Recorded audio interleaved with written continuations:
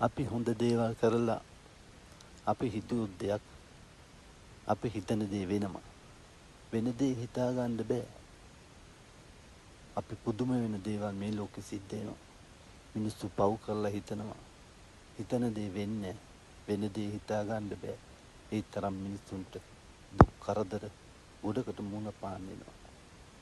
මේ ලෝකෙ දුක් ගොඩකට මුහුණ පාන්න වෙනවා. පරලොවත් මිනිස්සුන්ට දුක් කරදර ගොඩකට මුහුණ පාන්න වෙනවා. හොඳ කරනවා නම් අපිට මේ ලෝකෙ සැප විඳින්න පුළුවන්. පරලොවත් සැප විඳින්න පුළුවන්. එදා බුදුහාමුදුරුවෝ අම්මා මුහුදෙන් එතර කරවලා අනේ පුතේ උඹ බුදු යන් කිව්වා. අන්න බුදුහාමුදුරුවෝ අදිස්ථාන කරා. මම බුදු වෙනවා අන්න හිතුවා. බුදු වුනේ නැද්ද? බුදු වුණා.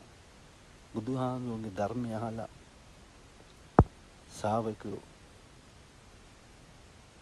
මන් ධර්මය අවබෝධ කරගෙන මන් නිවන් දකින්නවා කියලා අන්න හිතුවා.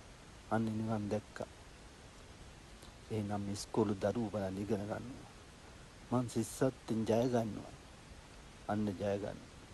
මං දොස්තර කෙනෙක් වෙනවා. ටීචර් කෙනෙක් වෙනවා, ඉංජිනේරුවෙක් වෙනවා. අන්න හිතනවා. අන්න අදිස්ථාන කරා ගන්නවා. මං ඉගෙන දොස්තර කෙනෙක් වෙනවා. අන්න හිතුවා. අන්න දොස්තර කෙනෙක් වුනේ නැද්ද? වුණා. මේ ලෝකේ අපි හිතන දේ හොඳ දේවල් කරලා හිතනවා නම් අන්නේ ඒ දේවල් ඉෂ්ට වෙනවා.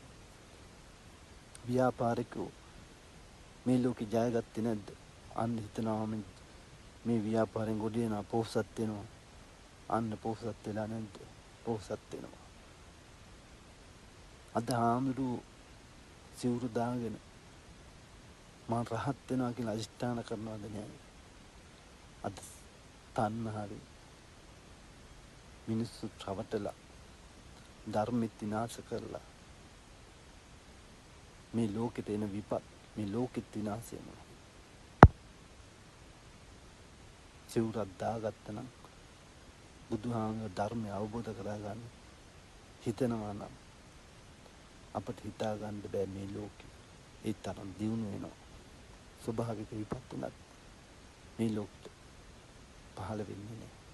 ඉතින් අපි හිතන්න ඕනේ නිකන් කියනවාට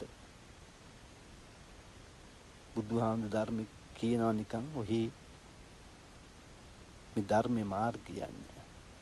මේ ධර්මයේ මාර්ගය යනවා නම් මේ ලෝකෙට බබලනවා. මේ ලෝකෙ දියුණු වෙනවා. එහෙනම් අපි බුද්ධිමත් වෙන්න ඕනේ. අපි හොඳ දේවල් කරොත් අපට ජය ගන්න පුළුවන්. අපි හිතන දේ වෙනවා, වෙන දේ හිතා ගන්න බැරි තරම් ආශ්චර්යයි. අපි වැරදි වැඩ කර අපි හිතුවොත් වෙන දේ හිතා ගන්න බැරි තරම් දුක් කරදර ගොඩකට මුහුණ පාන්න සිද්ධ වෙනවා. එහෙනම් අපි හොඳ දේවල් කරන්න ඕනේ.